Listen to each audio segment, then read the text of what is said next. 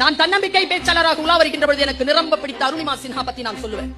அவளை கசக்கி போட்டாங்க ட்ரெயின்ல, எதிர்த்தா 4 பேர் தாங்க முடியல, கீழே விழுந்தா. 1:30 மணிக்கு வாலிபால் பிளேயர், அவ கால் உடைஞ்சி, கை உடைஞ்சி, முதுகு உடைஞ்சி தண்டவாளத்திலே கிடக்குறான்.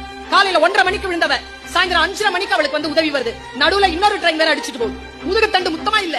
அவளை கொண்டு போய் ஹாஸ்பிடல்ல சேர்க்கும்போது ஹாஸ்பிடல் பரேலி ஹாஸ்பிடல்ல சொல்றாங்க அனிஸ்தீசியா இல்ல, ஒரு கால் ஏற்கனவே போயிடுச்சு, இன்னொரு கால ஆபரேஷன் பண்ணலன்னா அந்த காலம் போயிடும், அனிஸ்தீசியா இல்ல. அந்த பாப்பா சொல்லிச்சா, அப்போ 22 வயசு அவளுக்கு. சொன்னாலாம், காலையில இருந்து கிடக்குறேன், நாய் பக்கத்துல வர்றத மயக்கத்துல கல்லடி பட்டு உட்காந்துட்டு இருந்தேன், கல்லால அடிச்சு அடிச்சு ரொம்ப வலிச்சுது எனக்கு, அதை விடவா வலிச்சிட போது, ஆபரேஷன் பண்ணுங்கன்னு அனிஸ்தீசியா இல்லாம ஆபரேஷன் பண்றாங்க. அடுத்த நாள் 10:30 மணிக்கு தான் அனிஸ்தீசியா வருது. கொஞ்சம் நினைச்சு பாரு, அந்த ராத்திரி அவளுக்கு எப்படி இருந்திருக்கும். அவ அந்த துக்கத்தை கடந்து அனிஸ்தீசியா வந்து 3 நாள் தூங்குறான். 4வது நாள் எந்திரிச்சு எல்லாரையும் பாக்குறான். அவங்க மாமா வர சிரிச்சுட்டே சொன்னாரா, என்ன எவரெஸ்ட் ஏறலாமா? உடனே அவ சொன்னால, என்ன கிண்டல் பண்றீங்க, கால் இல்லன்னு சொல்லி காட்டுறீங்களா? லூசு, சிகரம் ஏறுவதற்கு எவரெஸ்ட் ஏறுவதற்கு 2 கால் வேணாம்ப்பா, 1 போதும் அப்படின்னு போயிருக்காருங்க. 2011 மார்ச் மாசத்துல அடிபடுதுங்க. 2013 மே எவரெஸ்ட் ஏறிட்டா அருணிமா சின்ஹா.